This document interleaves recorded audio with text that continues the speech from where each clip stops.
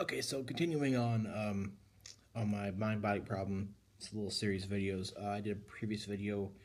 The first one was about Descartes' dualism. In this video, I want to discuss the dualism of Leibniz. And after this, I'll kind of go into a third video, not today, but at some point,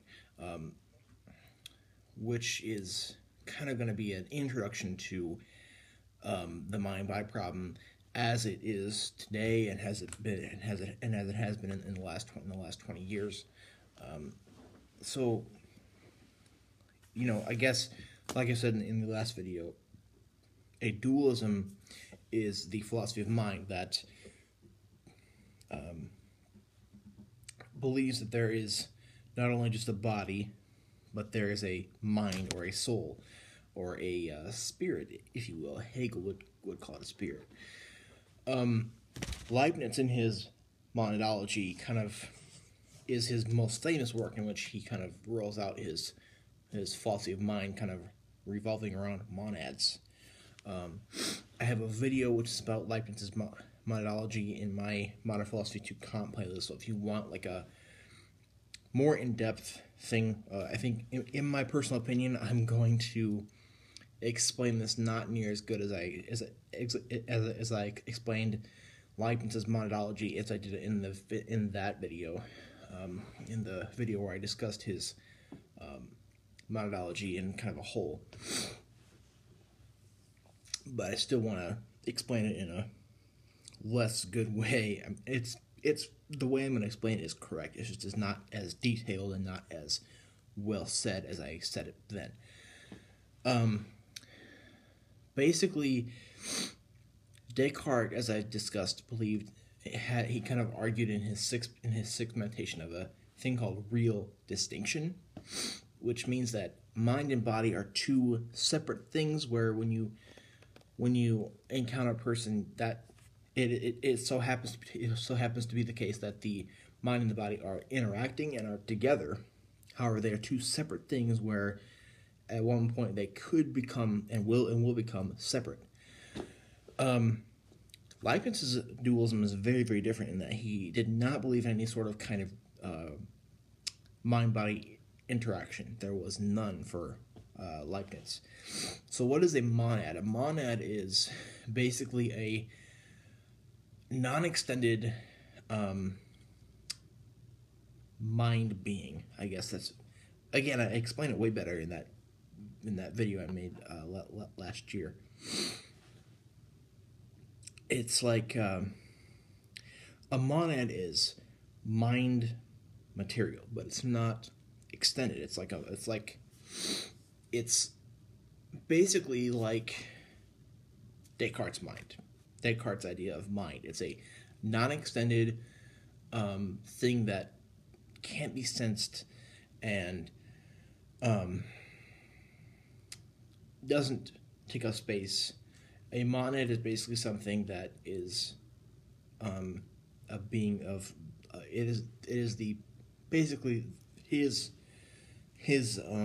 ontology of what a mind is. And we kind of have this idea of a pre-established harmony, which is this world. And it's almost like a plane of souls, if you will. And again, I explained it way better in the other video.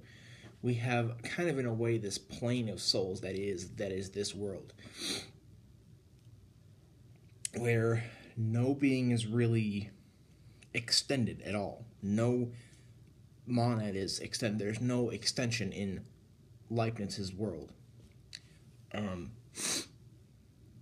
And the thing is that there's no mind-body, there's no direct mind-body interaction for Leibniz. Like I said, there is, however, this plane of souls. That's my word that I kind of invented, or my phrase that I invented. This plane of souls where there are apparent causal relations that occur between mind and body, which occur indirectly. So the way that you are you according to Leibniz is because of apparent causal relations that are part of this pre-established harmony.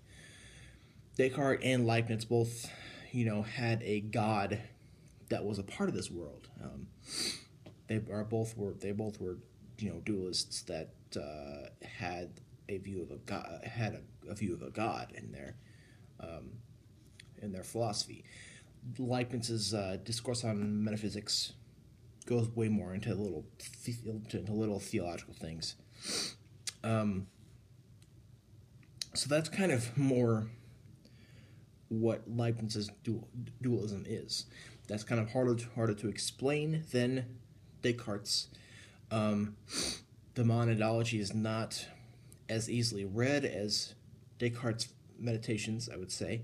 And I don't know not sure if you take a class on intro to philosophy. I'm not sure. I don't know that you'll be forced to read Descartes. I mean, you will be forced to read Descartes, but I don't know that you will be forced to read Leibniz. But in a way, it can be said that this is almost like Leibniz's idealism, because nothing is extended. There is still two kinds of things, but there is no extension. So it's not like you have a real distinction like Descartes has. So I guess this is not a very good explanation of Leibniz. I've done way better elsewhere, as I've said multiple times in this video. But I still wanted to discuss Leibniz. I haven't read Leibniz in a long time.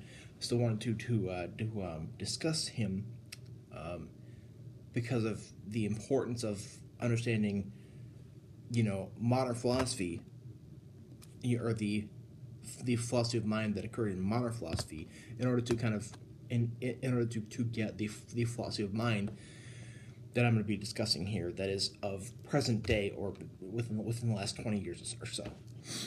So if you think I've messed something up, I'm going to refer you to the other video I did last year on Leibniz's monadology. So, but if you have a question or if you have anything you want to discuss, come below. Thanks.